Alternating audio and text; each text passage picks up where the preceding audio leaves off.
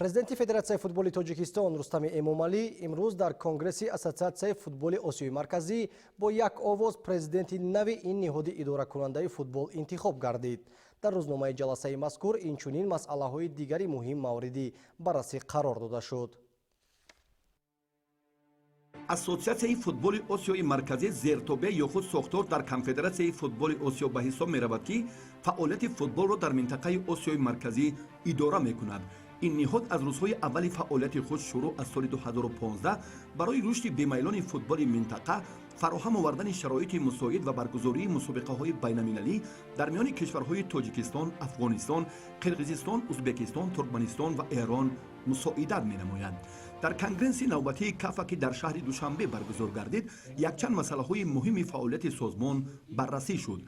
ба хусус рӯзномаи асосии ҷаласа интихоби президенти нави ин созмон ба ҳисоб мерафт. аз соли 2018 то ин муддат роҳбарии ассотсиатсияро ноиби президенти Федератсияи футболи Узбекистон Умед Аҳмадҷонов ба зимма дошт. бо дар назардошти талошу заҳматҳои пайвастаи президенти Федератсияи футболи Тоҷикистон муҳтарам Рустами Эмомалӣ дар рушди футбол, мавсӯъ ҳамчун шахси арзанда миёни номзадҳо якдилона овози бештар гирифта, президенти нави Ассотсиатсияи футболи Осиёи марказӣ барои солҳои 2019-2023 интихоб гардид.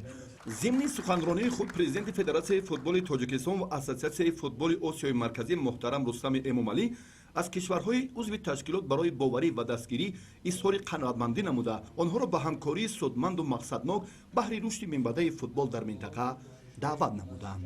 бо мақсади таъмин намудани рушди босуръати футбол дар мамлакат, инчунин аз ҷониби ҳукумати ҷумҳурии Тоҷикистон ва ширкатҳои бузурги ватанию хориҷӣ ҳамаҷониба дастгирӣ ёфтани ин соҳа пешниҳод гардид, ки қароргоҳи Ассотсиатсияи футболи Осиёи марказӣ дар ҷумҳурии Тоҷикистон ташкил карда шавад.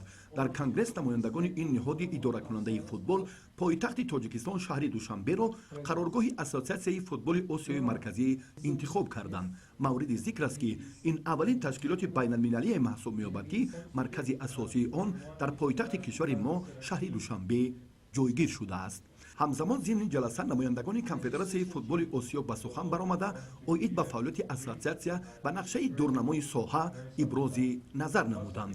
воҳид карданӣ бо итминон баён намуд, ки интихоб гардидани Рустами Эмомалӣ ба ҳайси президенти ассотсиатсия барои кишварҳои аъзо заминаҳои бештари рушди футболро ба вуҷуд меоварад. ҳамзамон дар асоси овоздиҳӣ намояндаи Қирғизистон Достонбек Кононбеков ба ҳайси ноиби якум ва Арслан Айназаров аз Туркманистон ба ҳайси ноиби президенти Ассотсиатсияи футболи Осиё интихоб гардиданд. дар конгресси мазкур якчанд масъалаҳои дигар мавриди назари мутахассисон қарор гирифт. ҳамчунин дар натиҷаи овоздиҳӣ Канатбек Маматов аз ҷумҳурии Қирғизистон ба ҳайси намояндаи Осиёи марказӣ ва Ассотсиатсияи футболи Осиёи марказӣ дар кумитаи иҷроияи Конфедератсияи футболи Осиё интихоб гардид.